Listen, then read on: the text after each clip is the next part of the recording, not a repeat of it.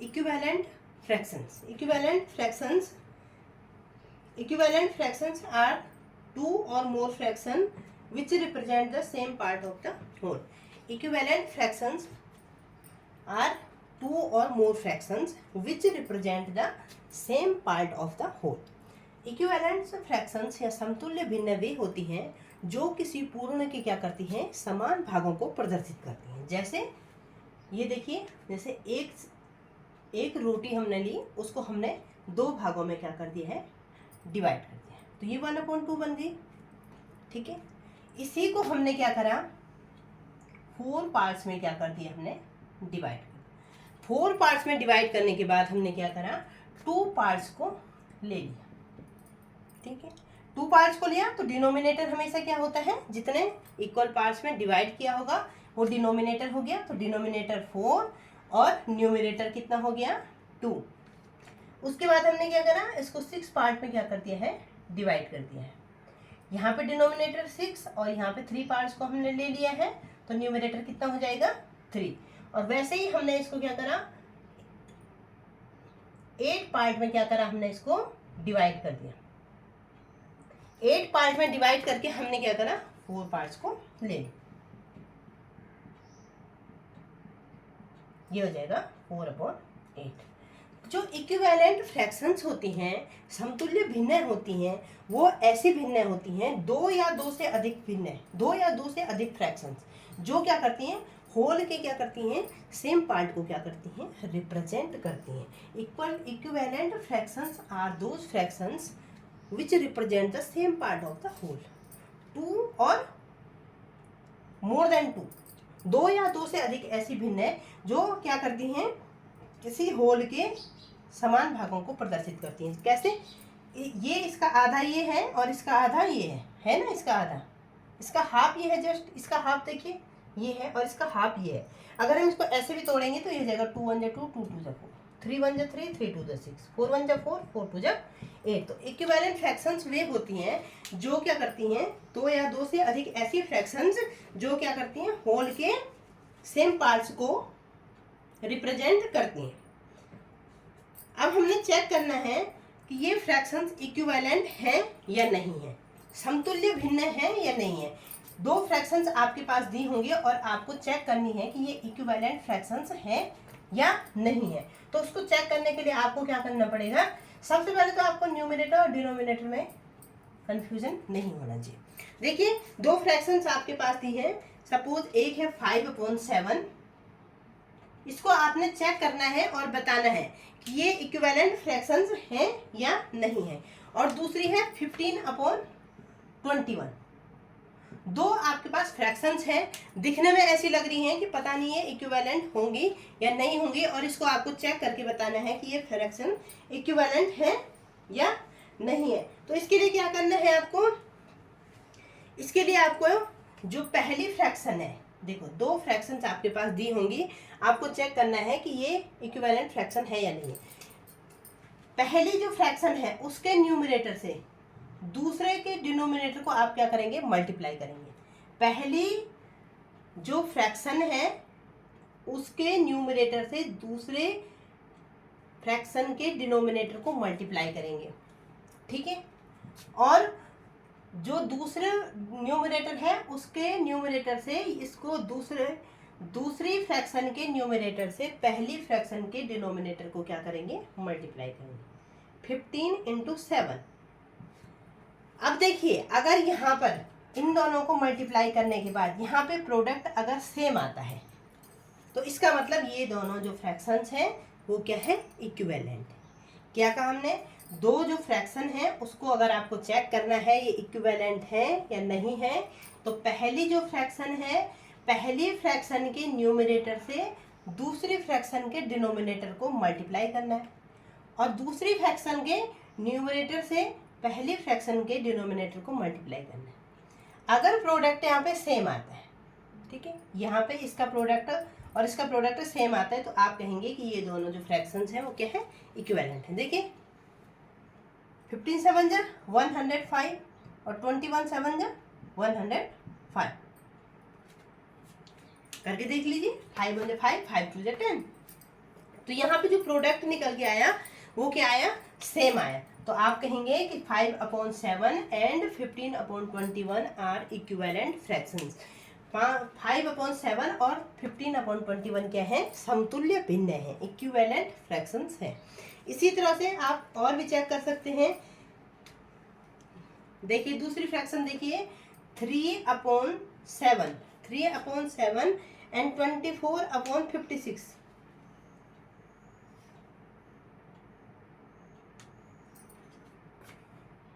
24/56। अब आप इसको स्वयं से देखिए, खुद से देखिए चेक करके कि क्या ये इक्विवेलेंट फ्रैक्शंस है या नहीं। तो इसमें भी क्या करना है, पहली फ्रैक्शन के न्यूमरेटर से दूसरी फ्रैक्शन के डिनोमिनेटर को मल्टीप्लाई करना है और दूसरी फ्रैक्शन के न्यूमरेटर से पहली फ्रैक्शन के डिनोमिनेटर को मल्टीप्लाई करना है। मतलब पहली फ्रैक्शन के पहली भिन्न के अंश से दूसरी भिन्न के हर को गुणा करना है और दूसरी भिन्न के अंश से पहली भिन्न के हर को गुणा करना है। अगर उनका गुणनफल, उनका प्रोडक्ट अगर समान आता है तो इसका मतलब ये दो भिन्न के हैं आपकी इक्विवेलेंट हैं। इसको आप अपने आप चेक करके बताएंगे।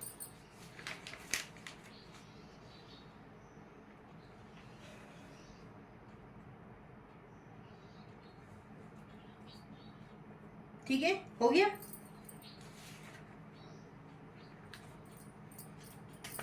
हो गया, क्या हुआ,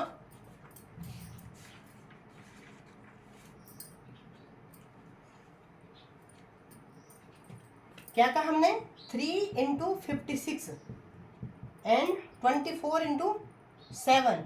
3/56 168 और 24/7 168। तो ये दोनों प्रोडक्ट क्या है, ये आपके सेम आए। इसका मतलब जो 3/7 और 24/56 है ये दोनों आपस में इक्विवेलेंट फ्रैक्शन है। अब अगर आपसे कहा जाए कि कोई भी फ्रैक्शन आपको दी जाए और कहा जाए कि इसका इक्विवेलेंट आपको फ्रैक्शन निकालने हैं तो उसको किस प्रकार से आप निकालेंगे। ठीक है,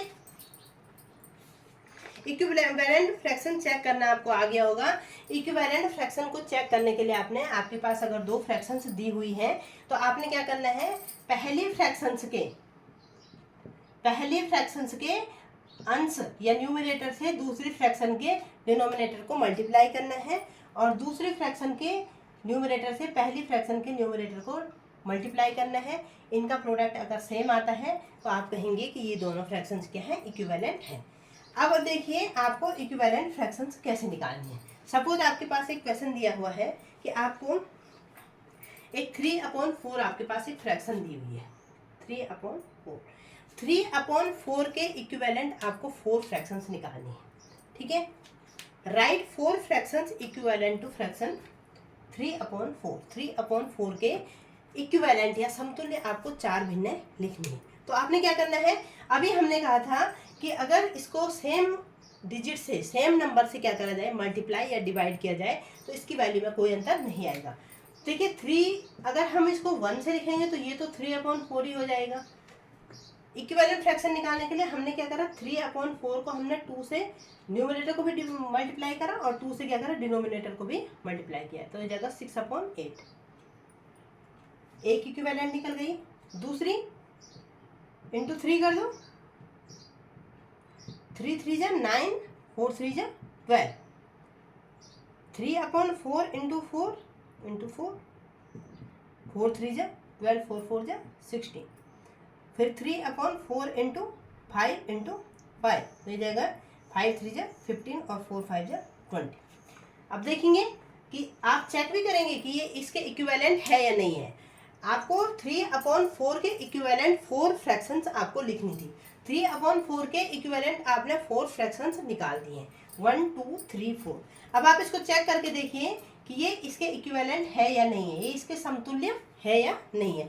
किसी भी संख्या, किसी भी फ्रैक्शंस की समतुल्य आपको भिन्न अगर निकालनी है, इक्विवेलेंट फ्रैक्शन निकालना है, तो उसमें क्या करना है, अंश और हर, न्यूमरेटर और डिनोमिनेटर दोनों को आपने समान संख्या से क्या कर देना है, गुणा या भाग कर देना है। यहाँ पे हमने गुणा करा है, गुणा ज़्यादा इजी होता है, मल्टीप्लाई ज़्यादा इजी है, इसलिए यहाँ पे मल्टीप्लाई करके निकाल सकते हैं।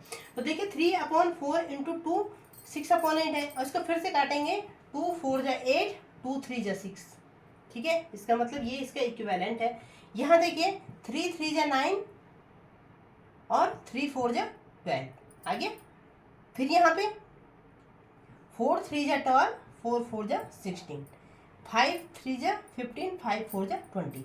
तो ये सब जो भी फ्रैक्शंस आपने निकाली हैं उनको आपने यहाँ पे चेक भी कर दिया है कि ये इसके इक्विवेलेंट है या नहीं है। तो इक्विवेलेंट फ्रैक्शंस निकालने के लिए आपने क्या करा, न्यूमरेटर और डिनोमिनेटर दोनों को क्या करा, सेम डिजिट से क्या करा, मल्टीप्लाई करा। ठीक है, समतुल्य भिन्न निकालने के लिए आपने अंश और हर दोनों को समान संख्या से गुणा किया है और उसके बाद आपने इक्विवेलेंट फ्रैक्शंस या समतुल्य भिन्न निकाल दी है। तो समतुल्य भिन्नों की जांच भी आपको आ गई है। आपको चेक करना है कि ये इक्विवेलेंट फ्रैक्शंस हैं या नहीं हैं, और ये भी आपको पता चल गया है कि इक्विवेलेंट फ्रैक्शंस कैसे निकालते हैं। ठीक है, अब हम पढ़ेंगे कि कौन सी फ्रैक्शंस बड़ी होगी और कौन सी फ्रैक्शन छोटी होगी। काफ़ी इम्पोर्टेंट पार्ट है ये बेसिक सा पार्ट है, लेकिन जब आगे आप आगे की क्लासेस में अगले क्वेश्चन करेंगे तो आपको क्वेश्चन है विच इज ग्रेटर 3/4 और 3/5। अब आप देखिए, अगर आपके पास क्वेश्चन आ गया विच इज ग्रेटर, कौन बड़ा है, 3/5 बड़ा है या 3/4 बड़ा है, 3/4 बड़ा है या 3/5 बड़ा है, बताइए।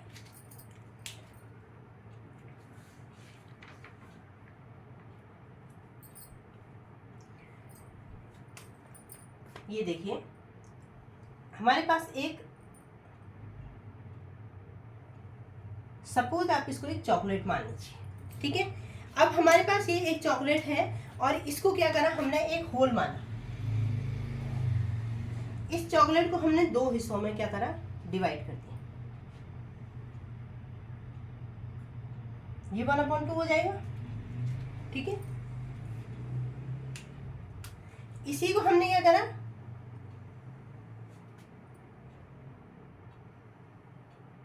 तीन भागों में डिवाइड कर दिया, 1/3। एक पार्ट क्या हो जाएगा, 1/3 हो जाएगा इसका। इसी तरह से हमने इसी को हमने क्या करा, 4 भागों में हमने इसको डिवाइड कर दिया, तो ये 1/4 हो जाएगा। एक चीज है उसको हमने 2 भागों में, 3 भागों में, 4 भागों में डिवाइड किया। ठीक है,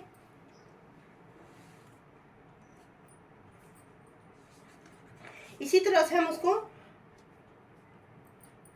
डिवाइड करते रहेंगे। तो यहाँ पे हम जो हमने कंक्लूजन निकाला, सपोज हमने, चलो 5th तक लिख लेते हैं। अब देखिए, इसको लिखेंगे 1/5। हमारे पास एक पूर्ण वस्तु है, एक होल है, उसको हमने क्या करा, पहले हमने उसको 2 भागों में डिवाइड किया, फिर 3, फिर 4, फिर 5 भागों में हमने उसको क्या करा, डिवाइड किया।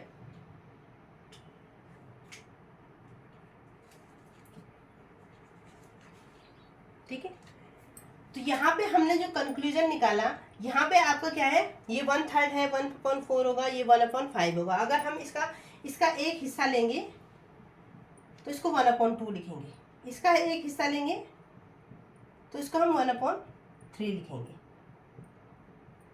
1/4 लिखेंगे, 1/5 लिखेंगे। ठीक है, तो जब हमारे पास कोई भी फ्रैक्शन होती है, अगर उसमें सेम न्यूमरेटर होता है तो वो फ्रैक्शंस हमेशा बड़ी होगी, जिसका डिनोमिनेटर क्या होगा, कम होगा। ठीक है, अगर हमारे पास, हमको बताना है कि इन सब में से सबसे बड़ी भिन्न कौन सी होगी, सबसे बड़ी फ्रैक्शंस कौन सी होगी, तो 1 is greater than 1/2, 1/2 is greater than 1/3, 1/3 is greater than 1/4 and 1/4 is greater than 1/5। अगर न्यूमरेटर सेम है तो वो फ्रैक्शन बड़ी होगी जिसका डिनोमिनेटर छोटा होगा। न्यूमरेटर अगर सेम है तो वो फ्रैक्शंस बड़ी होंगी जिसका डिनोमिनेटर क्या होगा, छोटा होगा। लिख लीजिए इसे, if two fractions have the same denominator the fraction having smaller denominator is greater than the other. ठीक है, आपके पास दो या दो से अधिक भिन्न दी हुई हैं और इनमें आपको पता करना है कौन सी भिन्न बड़ी है, कौन सी फ्रैक्शन बड़ी है। अगर न्यूमरेटर सेम है, न्यूमरेटर सेम है तो वो फ्रैक्शंस बड़ी होगी जिसका डिनोमिनेटर छोटा होगा। कैसे, ये देखिए, हमारे पास एक होल था, उसको हमने अगर दो भागों में डिवाइड किया, अगर हम दो लोगों में डिवाइड करेंगे तो आधा आधा पीस मिल जाएगा, तीन लोगों में डिवाइड करेंगे तो इतना सा मिलेगा, 4 में करेंगे तो इतना मिलेगा, 5 में करेंगे तो और छोटा मिलेगा। तो फ्रैक्शंस में वो फ्रैक्शंस अगर हमारे पास हमें बताना है विच इज ग्रेटर, अगर आपके पास न्यूमरेटर क्या है, सेम है, न्यूमरेटर सेम है तो वो फ्रैक्शन बड़ी होगी जिसका डिनोमिनेटर छोटा होता है। 3/4 इज ग्रेटर देन 3/5। अगर न्यूमरेटर क्या है, सेम है, न्यूमरेटर मतलब अगर अंश आपका क्या है, समान है, तो वो भिन्न आपकी बड़ी होगी जिसका डिनोमिनेटर आपका छोटा होगा। ठीक है, वो भिन्न आपकी बड़ी होगी जिसका आपका हर क्या होगा, छोटा होगा। अगर न्यूमरेटर सेम है तो, अगर न्यूमरेटर सेम है तो वो फ्रैक्शंस बड़ी होगी जिसका डिनोमिनेटर छोटा होगा। और अगर डिनोमिनेटर सेम हो तो,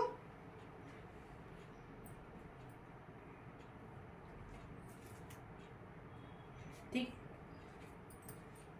ये हो गया आपका, अगर आपका न्यूमरेटर सेम है, अगर आपका न्यूमरेटर सेम है तो वो फ्रैक्शंस बड़ी होगी जिसका डिनोमिनेटर छोटा होगा।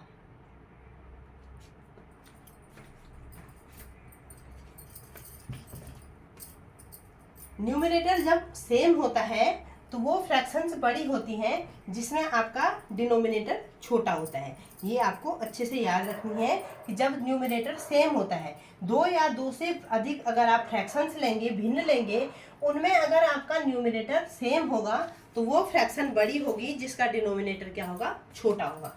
क्यों, क्योंकि 1/2 और 1/3 क्या होगा, 1/2 इज ग्रेटर देन 1/3। किसी होल को दो भागों में बांटेंगे तो 1/2 बड़ा ही होता है, आधा आधा बांट देंगे।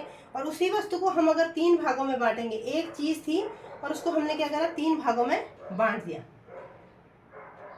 तो 1/2 इज ग्रेटर देन 1/3। ठीक है, अगर यहाँ पे क्या है, न्यूमरेटर सेम है तो वो भिन्न या वो फ्रैक्शन बड़ी होगी जिसका डिनोमिनेटर छोटा होगा। अब दूसरी कंडीशन आती है, अगर आपका डिनोमिनेटर सेम होता है, ठीक है, न्यूमरेटर अगर सेम होता है तो वो फ्रैक्शन बड़ी होगी जिसका डिनोमिनेटर छोटा होता है। और अगर देखिए सपोज ये है, इसको हमने 5 पार्ट्स में बांटे, 1 2 3 4 5 6 हो गया। चलो इसको भी हमने 6 पार्ट में बांट दिया,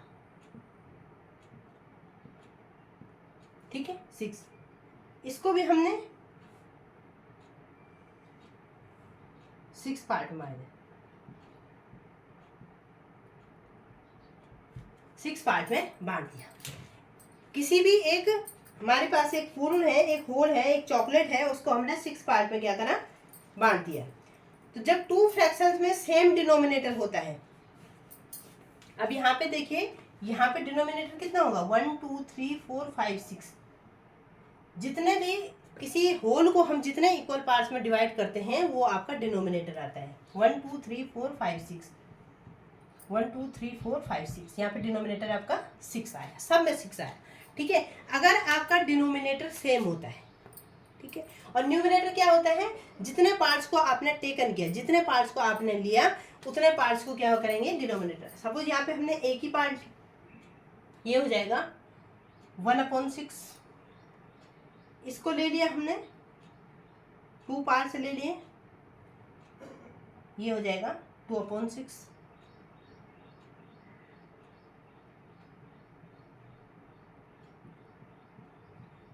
यहाँ पे हमने 3/6। डिनोमिनेटर उसे कहते हैं कि जब हम किसी भी होल के क्या करते हैं, इक्वल पार्ट्स, जितने इक्वल पार्ट्स होंगे वो डिनोमिनेटर कहलाएगा, और जितने पार्ट्स को हम टेकन करेंगे, लेंगे, उसको आप न्यूमिनेटर कहते हैं। तो जब डिनोमिनेटर आपका सेम होगा तो वो फ्रैक्शन बड़ी होगी जिसमें न्यूमिनेटर बड़ा होगा।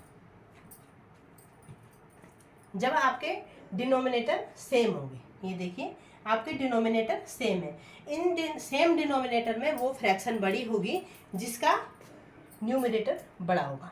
6 पार्ट है और 6 पार्ट में से हमने 3 पार्ट्स ले लिए, ज़्यादा ले लिया, ठीक है। 6 पार्ट है, 6 पार्ट में से हमने 2 पार्ट लिए, 6 पार्ट है, 6 पार्ट में से हमने 1 पार्ट लिया, इसलिए 3/6 is greater than 2/6 is greater than 1/6। अगर न्यूमरेटर सेम होता है तो वो फ्रैक्शन बड़ी होती है। अगर न्यूमरेटर सेम होता है, न्यूमरेटर की बात हुई, अगर न्यूमरेटर सेम होता है तो वो फ्रैक्शन बड़ी होती है जिसका डिनोमिनेटर छोटा होता है। और अगर डिनोमिनेटर सेम होता है, डिनोमिनेटर सेम होता है तो वो फ्रैक्शन बड़ी होती है जिसका न्यूमरेटर बड़ा होता है। इसको ऐसे भी लिख सकते हैं, 2 1 2 2 2 3 6, ये जगह 3 1 3 3 2 6, तो ये 1/2 है, 1/2 is greater than 1/3 is greater than 1/6, ठीक है। इस तरह से भी देखेंगे आप, तो सेम, यहाँ पे अब सेम न्यूमिनेटर आ गया, सेम न्यूमिनेटर आया तो वो फ्रैक्शन बड़ी हो गई जिसका डिनोमिनेटर सबसे छोटा होता है। और अगर सेम डिनोमिनेटर है, यहाँ देखिए सेम डिनोमिनेटर है तो वो फ्रैक्शन बड़ी है जिसका न्यूमरेटर क्या होगा, बड़ा होगा। इसको यहाँ पे लिख लीजिए, यदि सेम न्यूमरेटर है, सेम न्यूमरेटर्स है तो वो फ्रैक्शन बड़ी होगी जिसका डिनोमिनेटर छोटा होगा, छोटा होगा। और यदि सेम डिनोमिनेटर है, सेम डिनोमिनेटर है तो वो फ्रैक्शन बड़ी होगी जिसका न्यूमरेटर बड़ा होगा, ठीक है। सेम न्यूमरेटर होगा, सेम न्यूमरेटर होगा तो वो फ्रैक्शन बड़ी होगी जिसका डिनोमिनेटर छोटा होगा, और सेम डिनोमिनेटर होगा तो वो फ्रैक्शन बड़ी होगी जिसका न्यूमरेटर बड़ा होगा। तो ऐसे करके आप ऐसे निकाल सकते हैं कि कौन सी जो फ्रैक्शन है वो बड़ी है और कौन सी फ्रैक्शन छोटी है। अब देखिए इसमें क्वेश्चंस किस टाइप के आते हैं, जैसे आते हैं arrange the fractions in ascending और डिसेंडिंग ऑर्डर, ठीक है। जो ये आपके पास क्वेश्चन आएगा वो आएगा कि निम्नलिखित भिन्न को क्या करें, असेंडिंग ऑर्डर बढ़ते हुए क्रम में या डिसेंडिंग ऑर्डर घटते हुए क्रम में क्या करना है, आपने लिखना है। सपोज एक क्वेश्चन आता है, arrange the following fraction in ascending order. Ascending order में क्या करना है, अरेंज करना है। अरेंज द फॉलोइंग फ्रैक्शन, पूरा नहीं लिख रही हूं मैं, arrange the following fraction in ascending order, ascending order. Arrange the following fraction in ascending order. Fractions है 4/7, 4/5, 4/9, 4/11 एंड 4/9। अभी क्या कहा था, अगर देखिए न्यूमरेटर यहाँ पे सेम है, न्यूमरेटर सेम है तो वो फ्रैक्शंस सबसे बड़ी होगी जिसका डिनोमिनेटर छोटा होगा। अगर न्यूमरेटर सेम होता है तो वो फ्रैक्शंस सबसे बड़ी होती हैं जिसका क्या है, डिनोमिनेटर सबसे छोटा होता है। तो हमको क्या करना है, असेंडिंग ऑर्डर में लिखना है। असेंडिंग ऑर्डर का मतलब होता है बढ़ते हुए क्रम में, पहले छोटा आएगा, फिर थोड़ा बड़ा, फिर थोड़ा बड़ा, फिर थोड़ा बड़ा, इस तरह से आता है, ठीक है। स्मॉलेस्ट टू ग्रेटेस्ट, छोटे से बड़े की ओर लिखना है। तो 4/5 क्या हो गया, 4/5 हो गया, वो क्या हो गया, आपकी सबसे बड़ी क्या हो गई, फ्रैक्शन हो गई। 4/5 इज ग्रेटर देन उसके बाद 7 है। न्यूमरेटर अगर आपका सेम है, जिस फ्रैक्शन का डिनोमिनेटर छोटा होगा वो क्या होगी, बड़ी होगी। तो 4/7 आ जाएगा। फिर 4/7 इज ग्रेटर देन 4/9 और 4/9 इज ग्रेटर देन 4/11। यदि न्यूमरेटर सेम होता है, यदि आपका अंश समान होता है, तो वो भिन्न सबसे बड़ी मानी जाती है जिसका डिनोमिनेटर क्या होगा, सबसे छोटा होता है। तो सबसे बड़ी 4/5 हो गई, फिर 4/7 हो गई, फिर 4/9 होंगे और फिर 4/11 होगी। क्वेश्चन था arrange the following fraction in ascending order. निम्नलिखित भिन्नों को क्या करिए, बढ़ते हुए क्रम में लिखिए। इसी प्रकार आपके पास क्वेश्चन आ सकता है arrange the following fraction in descending order. ठीक है, इनके जो क्वेश्चंस होंगे उसको मैं शॉर्ट्स वीडियो के फॉर्म में डाल दूंगी और कुछ क्वेश्चंस को आपको खुद भी सॉल्व करना पड़ेगा। तो इस तरह से हमने जो अरेंजमेंट होता है, arrange the following fraction in ascending order and arrange the following fraction in descending order. इसी तरह से आप इसको डिसेंडिंग ऑर्डर में भी कर सकते हैं। असेंडिंग ऑर्डर का मतलब होता है स्मॉलेस्ट टू ग्रेटेस्ट, छोटे से बड़े की ओर, और डिसेंडिंग ऑर्डर का मतलब क्या होता है, घटते हुए क्रम में। पहले बड़ा आएगा, सबसे पहले बड़ी फ्रैक्शन आएगी और उसके बाद छोटी छोटी छोटी फ्रैक्शंस आ जाएगी। तो एक बार और रिवाइज कर लेते हैं। यदि न्यूमरेटर आपका सेम होता है, अगर आपका अंश समान होता है, तो वो फ्रैक्शंस आपकी बड़ी होगी जिसका डिनोमिनेटर छोटा होगा।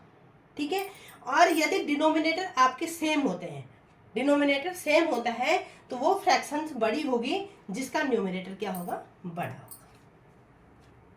इसी तरह से आप असेंडिंग ऑर्डर और डिसेंडिंग ऑर्डर में भी फ्रैक्शंस को लिख सकते हैं, क्योंकि अब आपको ये पता चल गया है कि कौन सी फ्रैक्शंस बड़ी होती हैं और कौन सी फ्रैक्शन छोटी होती है।